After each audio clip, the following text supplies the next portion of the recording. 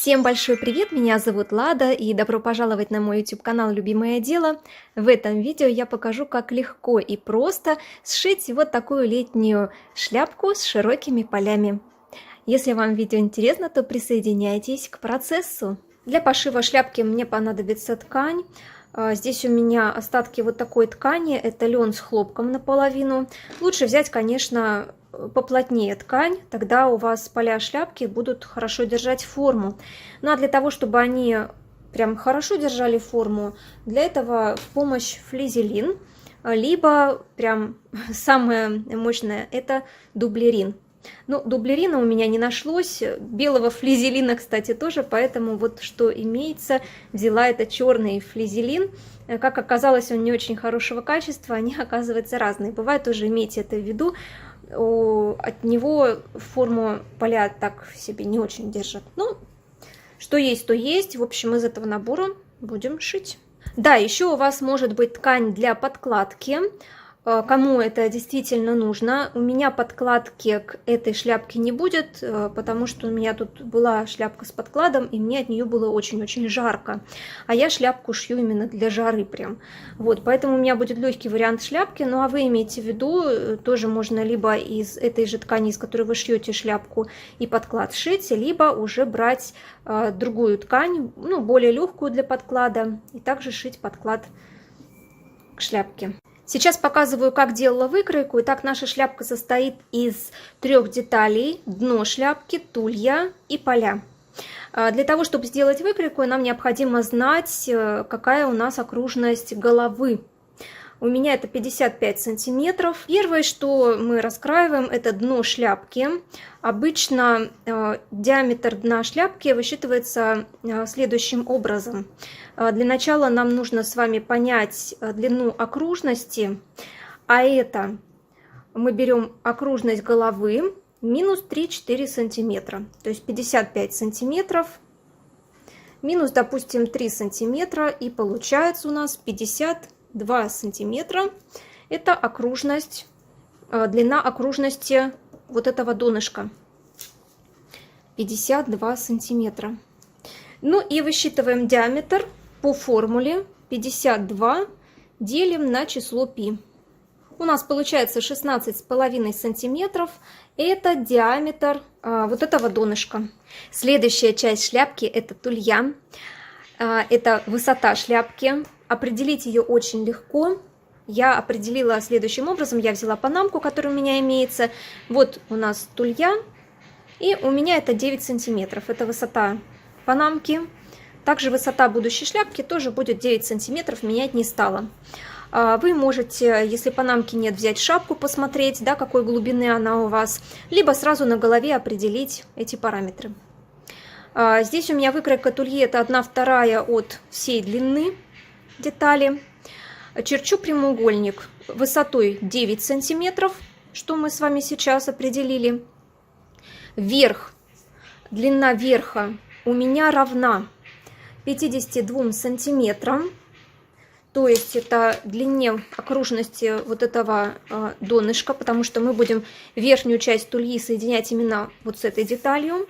Ну а так как у меня 1/2 от всей длины тульи, то я делю на 2, 52 на 2, получается 26. 26 сантиметров вот здесь у меня равно верх прямоугольника. Низ прямоугольника у меня равен обхвату головы. Это вот этой цифре 55 сантиметров. Для этого, для того, чтобы, понятное дело, что у меня тут не хватает, я делаю следующим образом. Итак, делю пополам эту деталь. Далее 55, так как у меня 1/2 вот этой выкройки, делю на 2, получаю, здесь получаю 27,5 сантиметров. То есть вот это вот все у меня будет равно 27,5 сантиметров. И далее мне нужно узнать, сколько нужно отложить по бокам. 27,5 я также делю на 2. Получаю 13,75, ну 13,7. И вот от середины я откладываю 13,7. У меня получается где-то по 1 сантиметру как раз. Ну, тут даже на глаз можно определить. И теперь я соединяю вот эти точки вверх с низом. Далее, для того, чтобы тулья плавно у нас ложилась на нашу голову, мы с вами немножечко улучшим нашу выкройку. То есть сюда опускаем по 1 сантиметру, вниз сверху и вниз снизу. И вот таким плавным образом, плавными движениями соединяем вот эти точки.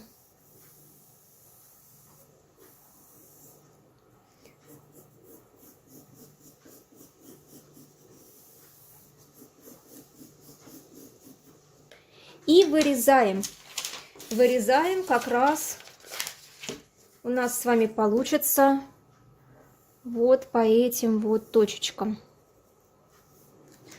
Вот такая вот деталь у меня получилась. Чтобы вам было понятнее, я сейчас фломастером это все обведу, по каким точкам вырезается эта деталь.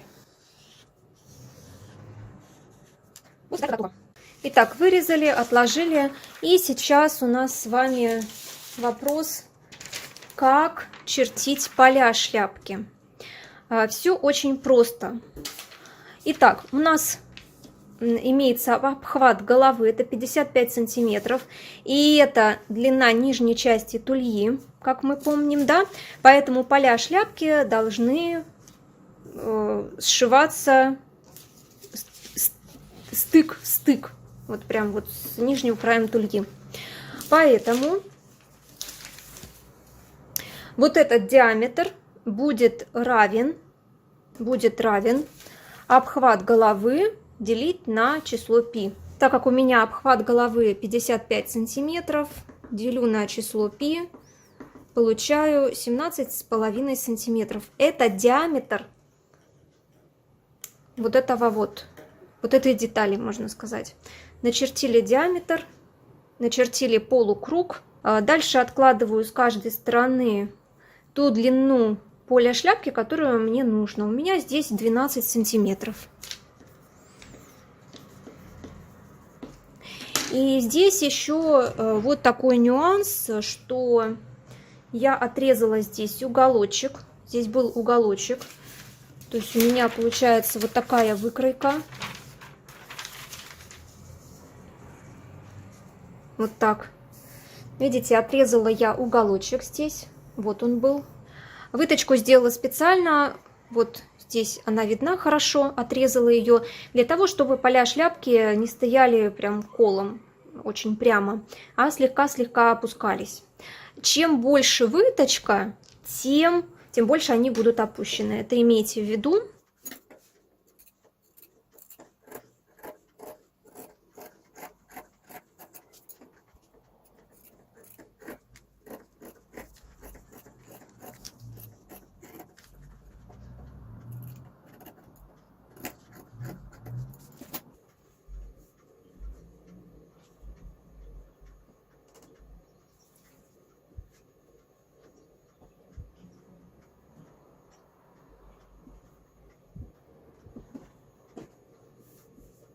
Первым делом я беру деталь тульи, и сейчас мне необходимо два конца соединить вместе на швейной машинке.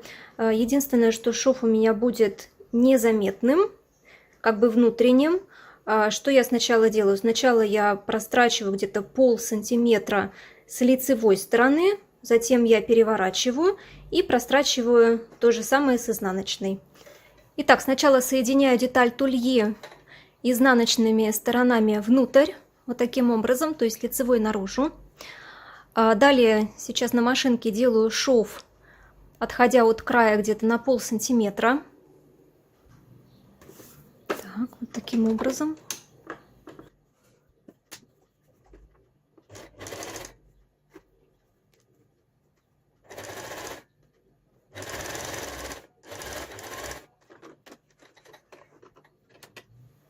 Вот такой шов получился. Теперь это все дело переворачиваю наизнанку. Разглаживаю шов. Здесь, конечно, приутюжить нужно, что я сейчас и сделаю, а затем прострочу также на полсантиметра, отходя от края. Вот здесь у меня будет проходить строчка, линия строчки. Вот такой шовчик получился. С изнанки он выглядит вот так. Все закрыто, ничего нигде не торчит. Ну а с лицевой стороны он выглядит обычно. Хороший шовчик для тех, у кого нет оверлока. Не надо ничего дополнительно обрабатывать. И для тех, кто решил сшить шляпку без подклада. Я пока не уверена, будет ли у меня шляпка с подкладом, поэтому на всякий случай делаю вот такие швы. Сейчас нам предстоит деталь тульи соединить с деталью донышка. Здесь у тульи верх, расстояние чуть меньше, чем низ, поэтому я донышко соединяю именно с верхней частью тульи.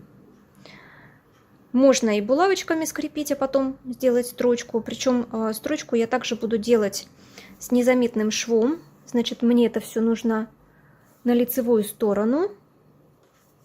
И вот таким вот образом пристрачивать. А затем вывернуть и снова еще сделать шов. Я сейчас это все дело наметаю и затем приступлю на машинке. Сшила вместе две детали. Вот таким образом. На лицевой стороне у нас шовчик. Теперь выворачиваю наизнанку. Все это сейчас проутюжу хорошенько, где шовчики у нас. И так же, как и в первом случае, буду прокладывать строчку на полсантиметра от края отходя. Таким образом у нас шовчик станет незаметным, как вот в этом случае. Вот такая верхняя деталь шляпки у меня получилась. Пока без полей, сейчас мы полями будем заниматься. С лицевой стороны все вот так аккуратненько выглядит. И с изнаночной стороны тоже очень аккуратно все выглядит. Швы приутюжили. И сейчас будем заниматься полями. Помним, у нас две детали полукруга с выточкой. Я их уже проклеила флизелином. Каждую деталь я сейчас сшиваю вот таким образом по выточке.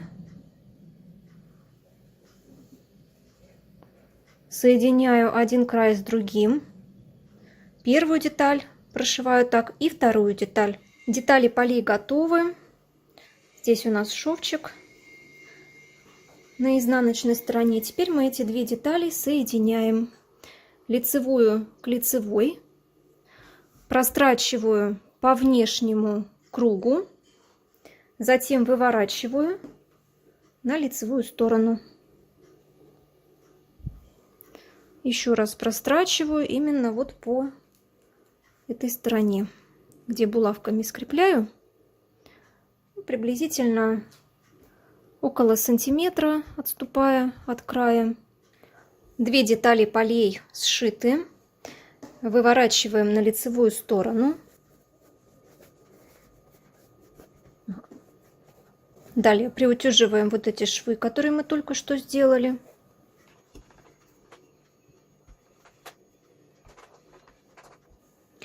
И сейчас, чтобы поля более-менее так держали форму, были плотненькие, я по ним буду строчить на швейной машинке строчкой по спирали. Поля шляпы прострочила вот таким образом. Строчка шла по спирали. И сейчас буду соединять поля с верхней части шляпки. Беру верхнюю часть шляпки, вот так ее располагаю. Беру поля вот здесь, где строчка к строчке, и соединяю таким образом. Соединила две детали, прострочила, вот так это все выглядит. Изнанка и лицевая сторона. И я подготовила вот такую полосочку из ткани, сложенную пополам. Сейчас я обработаю вот этот край. Сначала пристрочу вот таким образом полосочку. Здесь у меня будет стык в стык. С изнаночной стороны, обратите внимание, пришила полосочку ткани. Вот так это все выглядит. Здесь можно шов обработать, но я не стану это делать, потому что эту полоску ткани я сейчас буду пришивать вот таким вот образом. Прикалываю булавками.